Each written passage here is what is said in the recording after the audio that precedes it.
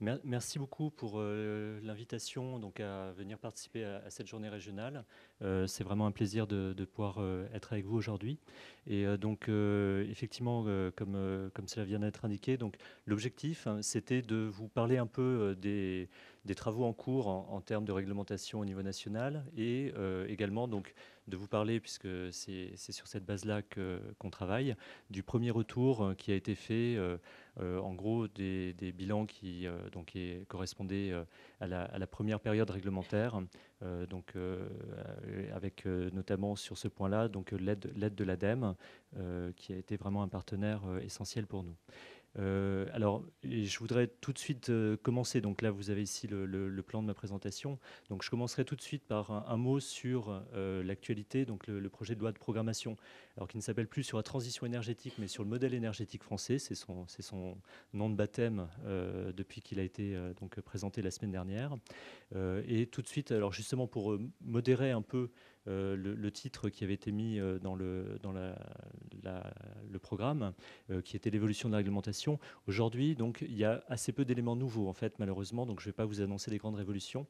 Il n'y a pas beaucoup d'éléments donc, qui soient déjà immédiatement sur la table, mais c'était important, je pense, que je puisse vous dire, en tout cas, ce qu'il en est aujourd'hui ce qui va pouvoir être fait dans le cadre de ce projet de loi. Et puis, donc après, je reviendrai donc sur le cadre pour le suivi du dispositif au niveau national, donc puisqu'effectivement ensuite il y a des présentations qui seront consacrées donc au niveau régional. Et puis donc après ce rappel très bref, je viendrai donc sur la présentation du bilan de la mise en œuvre. Des bilans, alors désolé, pardon, c'est un peu lourd comme phrase, mais sur le retour d'expérience. Et puis donc ce que j'indique ici dans le transparent comme des sujets débattus, donc puisque comme je l'indiquais juste avant, aujourd'hui donc il y a quelques éléments dans le projet de loi, mais encore beaucoup de travail à faire. Et donc aujourd'hui, on est plutôt au stade de l'identification des évolutions possibles.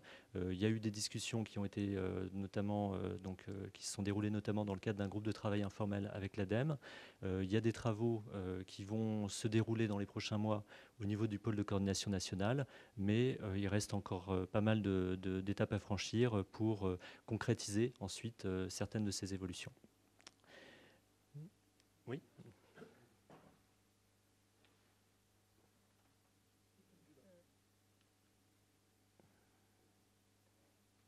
Alors, oui. Pardon, désolé.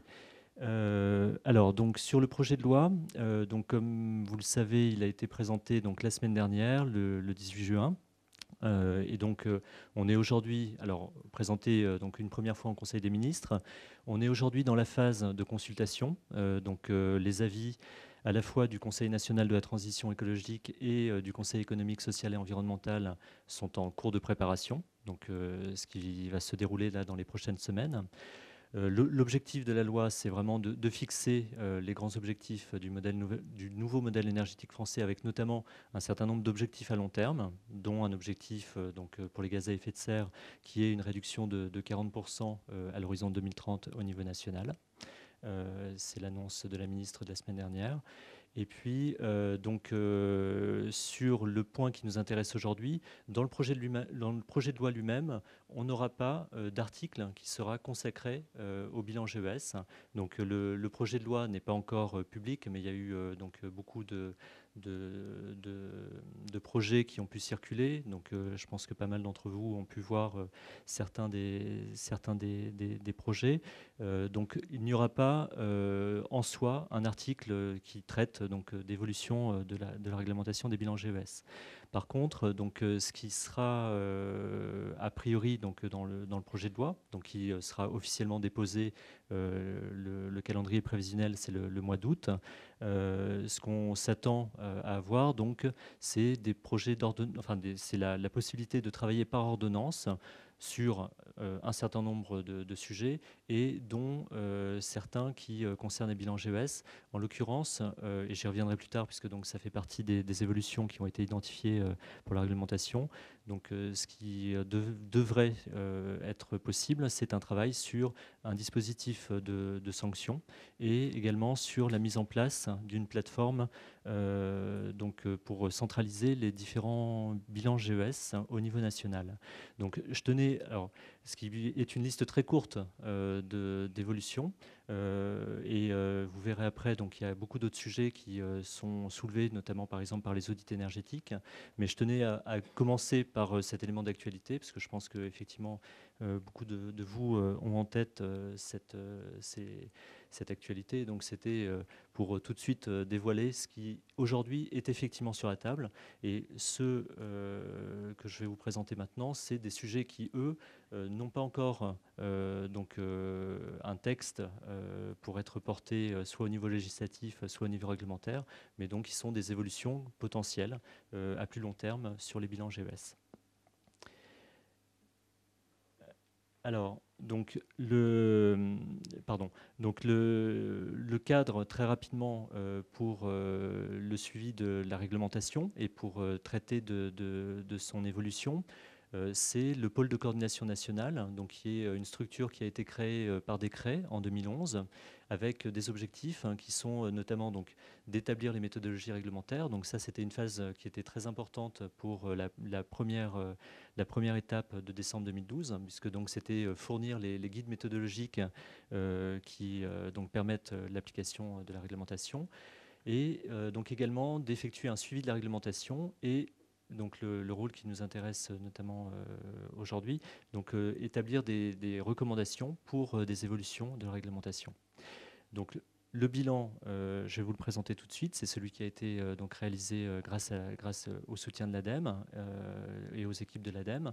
Et puis, donc, concernant les recommandations, aujourd'hui, il n'y en a pas qui soient déjà adoptées par le PCN. Par contre, il y a eu des travaux préparatoires, il y a des discussions en cours, et c'est ce dont je vais vous parler tout de suite. Alors, sur le bilan de la mise en œuvre, donc l'étude, elle a été réalisée en 2013. Le document vient d'être publié par l'ADEME sur son centre de ressources. Donc, je vous invite, si vous voulez voir le détail de cette étude, à aller sur l'adresse qui est indiquée ici, bilanges.adem, donc qui est le centre de ressources avec l'ensemble des documents pour les entreprises, les collectivités, les établissements publics, donc qui est vraiment une mine de renseignements sur les bilans GES. Et l'étude sur le premier retour d'expérience est disponible sur la première page, donc on le trouve très très facilement. Ça a été basé donc sur les bilans qui étaient réalisés à la fin de l'année 2012, ça débordait un tout petit peu sur le début d'année 2013, mais c'était en gros donc pour la première étape de décembre 2012.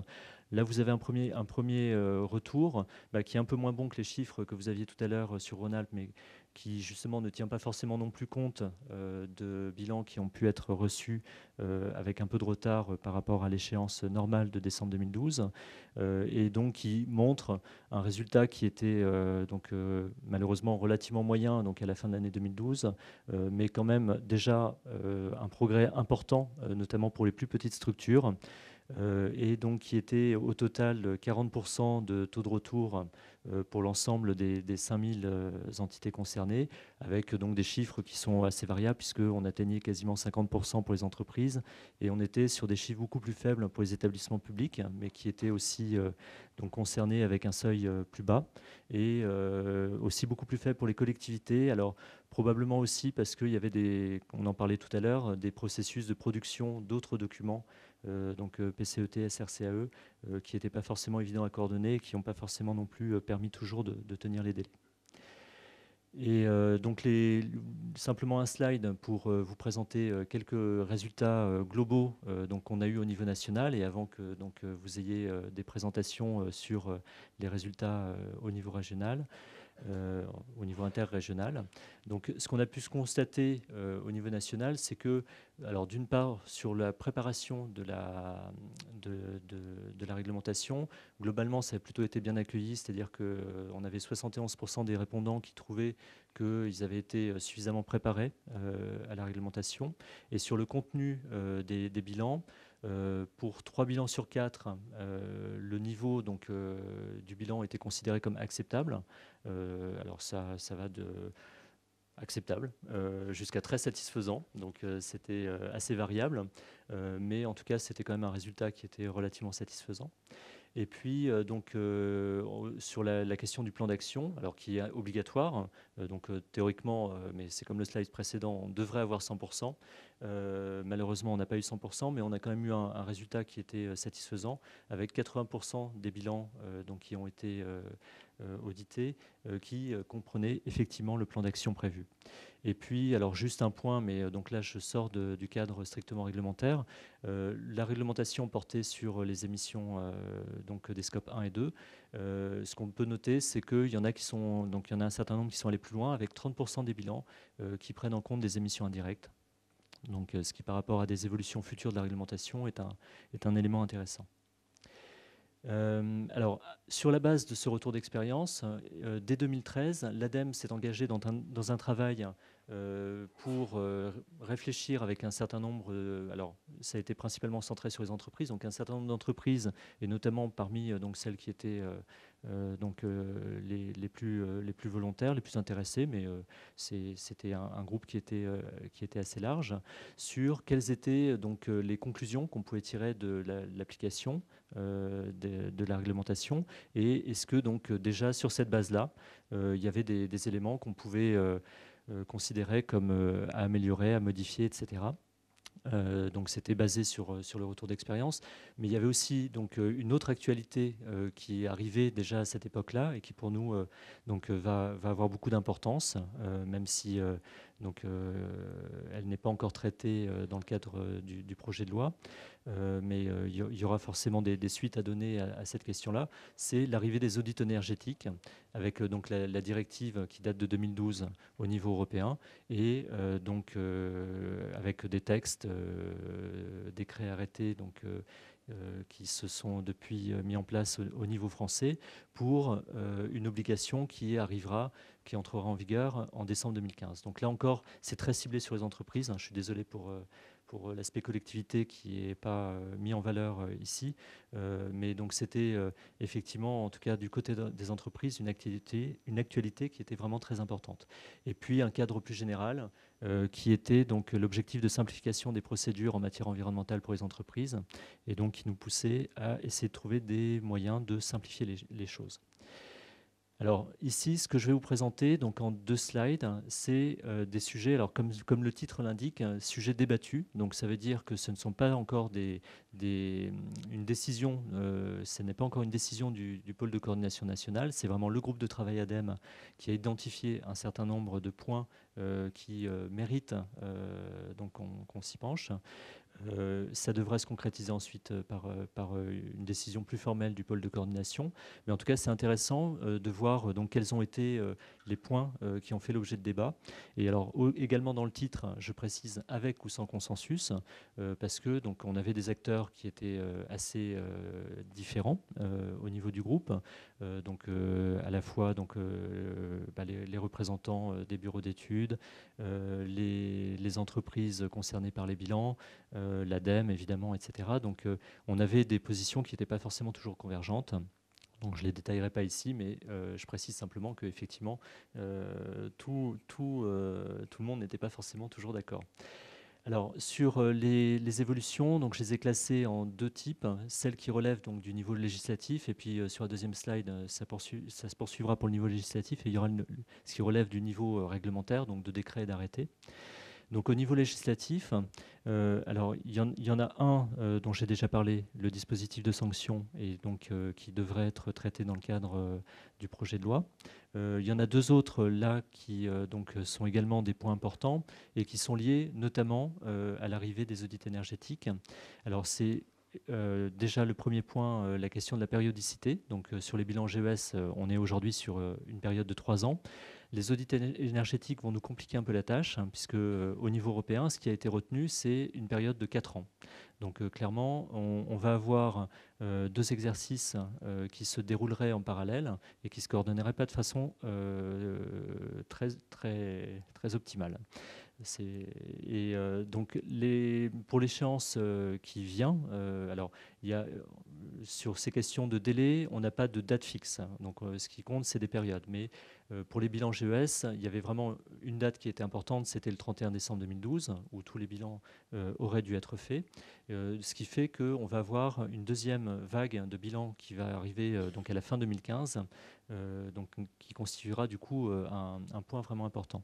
Alors de ce point de vue-là, ça se passe pas trop mal, puisque justement les bilans, les audits énergétiques, l'obligation sera également pour décembre 2015. Donc finalement, pour la prochaine échéance, ça se passe pas trop mal. Mais il faudra vraiment qu'on traite le problème des échéances suivantes, parce que par contre, ce qu'on risquerait d'avoir, donc, c'est des bilans qui seraient pour beaucoup à faire avant la fin 2018 et des audits énergétiques avant fin 2019.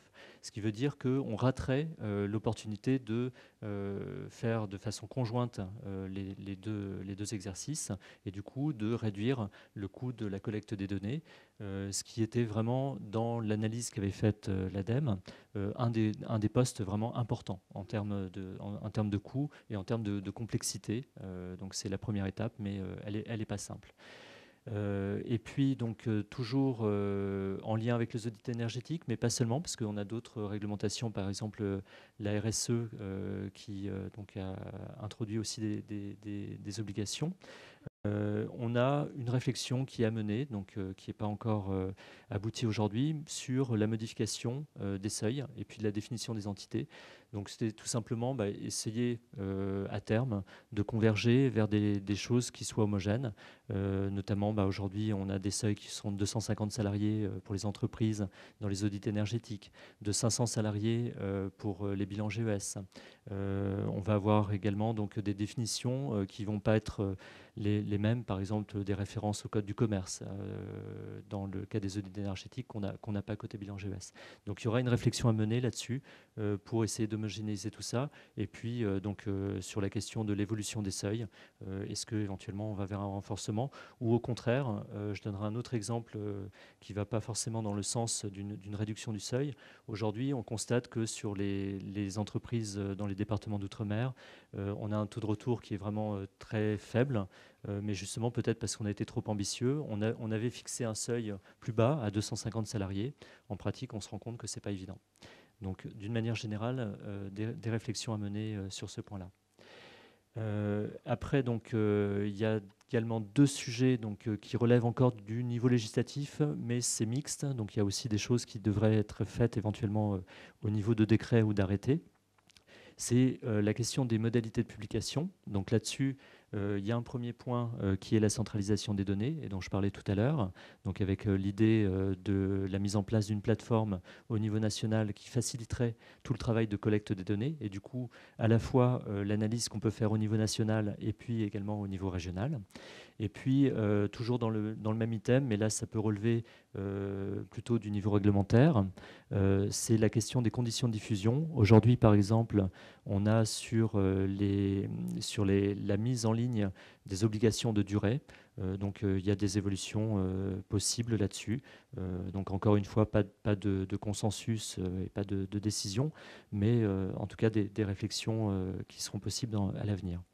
Et puis, donc, articulation avec les autres réglementations, j'en ai déjà parlé, mais donc c'est effectivement essayer de mieux mettre en évidence et de faciliter le lien qu'on peut faire entre, alors par exemple, donc je les ai déjà cités, audit énergétique, RSE et bilan GES, mais on peut par exemple aussi penser à la réglementation ETS, à l'information CO2 sur les prestations de transport, etc. Donc, d'une manière générale, essayer de mettre du lien entre tous ces sujets-là. Et puis, donc, pour terminer, les évolutions qui seraient donc éventuellement envisageables au niveau réglementaire. Alors, c'est un premier point qui est pour essayer de faciliter le travail dans le cas des groupes qui ont un certain nombre de numéros sirènes à traiter. Aujourd'hui, l'obligation, elle est de faire un bilan pour chaque numéro sirène. Dans le cas de certains groupes, il est apparu que ce n'était pas forcément tout à fait adapté par rapport même à des bilans qui pouvaient être faits de façon volontaire avant. Donc éventuellement, est-ce que on bougerait cette obligation-là pour assouplir un peu les choses et permettre de faire un bilan plus global, mais qui ait éventuellement autant de sens que des bilans segmentés. Et puis, alors une question qui est vraiment, alors qui a fait couler beaucoup d'encre lors de la première étape et qui en a encore fait couler beaucoup depuis, mais qui restera donc ouverte puisqu'elle donc elle n'est pas traitée dans le cadre du projet de loi actuellement, c'est la question de l'intégration du scope 3, donc qui restera donc un sujet essentiel. Alors parce que si à court terme on n'aura pas de modification sur ce point-là, donc c'est clairement dans les bilans GES un élément essentiel. Et donc si on n'est pas sur une généralisation aujourd'hui de ce scope 3, c'est vraiment un avenir, enfin un objectif à terme qu'il faudra atteindre un jour, puisque c'est vraiment là on a tout le sens, je pense, du bilan GES. Et alors là, ça surprendra peut-être que je le mette en dernier et dans le niveau réglementaire, mais concrètement aujourd'hui, c'est effectivement quelque chose qui est défini au niveau réglementaire. Sincèrement, je pense que si ça devait bouger un jour, il faudra que ça soit maintenant au niveau législatif, vu toutes les réactions, les débats que ça peut susciter. Je ne pense pas que ça ne se traitera au niveau d'un simple décret. Mais donc là, c'était une classification donc, qui était simplement l'état de la réglementation actuelle. Et puis donc simplement pour conclure, en termes d'étapes, donc tout ce que j'ai présenté, ce sont des travaux donc informels dans le cadre de groupes de travail. Donc je souhaite encore vraiment remercier l'ADEME pour tout le travail qu'elle a fourni là-dessus, qui a été essentiel. Donc la prochaine étape, c'est de passer donc à des recommandations qui soient celles du pôle de coordination nationale. Donc ça veut dire avec des acteurs plus étendus et notamment du coup également l'implication des collectivités, des représentants des collectivités. Et donc concrètement, ça c'est en cours de préparation. Donc il y a déjà des premiers projets qui ont commencé à circuler. Et puis j'espère que d'ici la fin de l'année, on pourra aboutir à ces recommandations formalisées. Et puis des évolutions. Alors dans le cadre d'ordonnances, ça c'est ce qui va nous occuper à court terme.